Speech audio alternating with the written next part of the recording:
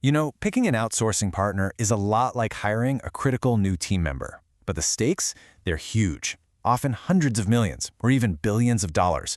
Get it right, and you can unlock some serious innovation and efficiency. But get it wrong, and it can be a total disaster.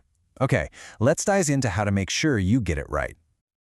And this isn't just some theory.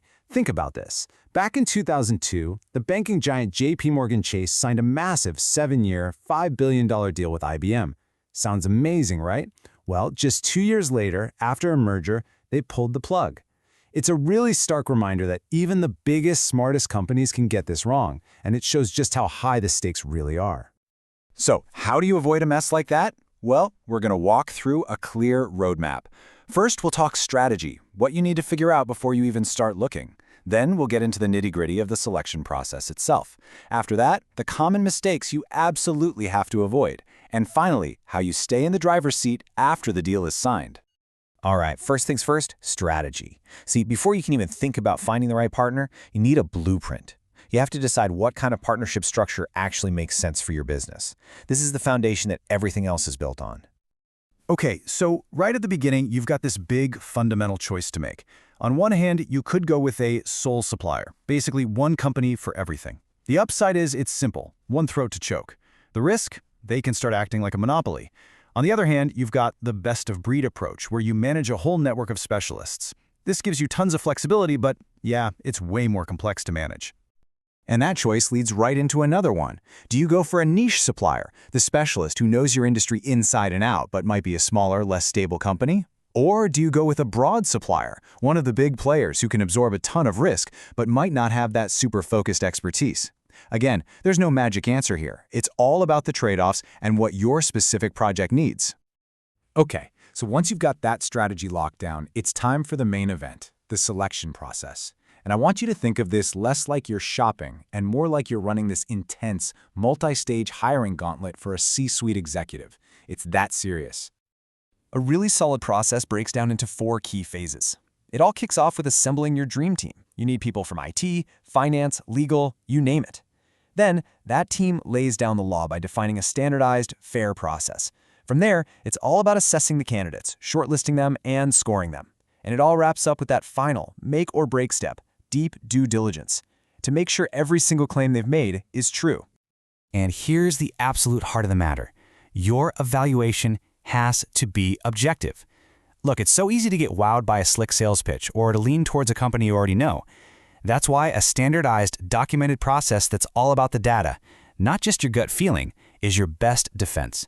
It protects you from bias, and it makes sure you're making the best choice for the business. And probably the best tool for staying objective is something called a weighted scorecard. It's brilliant because it forces you and your team to decide what really matters before you even start looking at proposals. Is their technical skill more important than their flexibility? Great, give it a higher weight.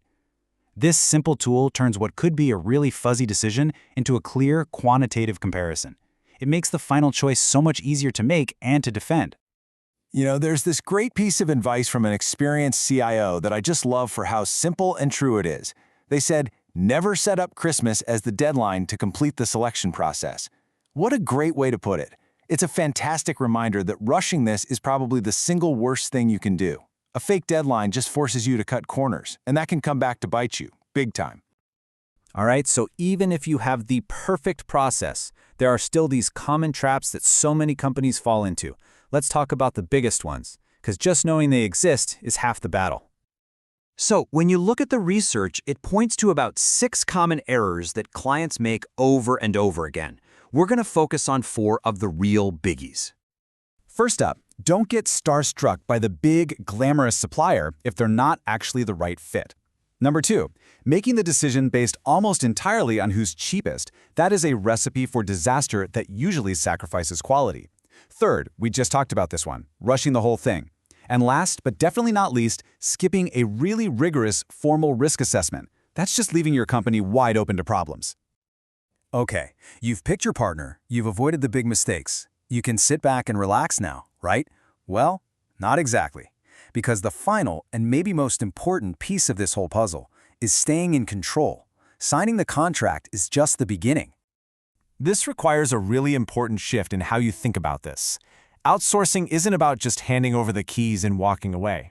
It's about delegating tasks, not responsibility. And to manage that relationship well, you have to keep a smart, capable team in-house who knows how to steer the ship. So what does that in-house team actually do? Well, they have to own 4 fundamental things. They handle governance, making sure the supplier is aligned with your business goals. They set the business vision. They own the technical architecture, and they oversee the actual delivery of services. If you don't own these things internally, you're basically flying blind. And to pull all that off, your team needs 3 absolutely non-negotiable skills. First, you need strong IT leadership to weave the supplier's work into your overall strategy. Second, you need what's called informed buying, which means you're smart about managing sourcing. And finally, you have to have diligent contract monitoring to make sure you're getting what you paid for and that your business is protected. And that brings us to the contract. This thing is your ultimate safety net. It's the playbook that defines who's responsible for what, sets all the expectations, and spells out exactly what happens when things inevitably go sideways. It's the final and, honestly, maybe the most important pillar of control. And hey, if you need a chilling reminder of why that contract is so important, just look at the massive legal battle between B-Sky B and their supplier, EDS.